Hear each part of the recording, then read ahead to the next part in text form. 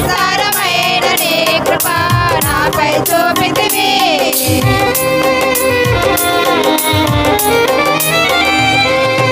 భాగ్యమే సౌభాగ్యమే నీ దివ్య సన్నిధి బహు విస్తారమైన నీ కృప నాపై చూపితివి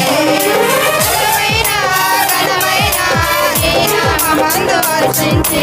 భుజించి కీర్తించి ఘనపరతు నిన్ను యేసయ్యా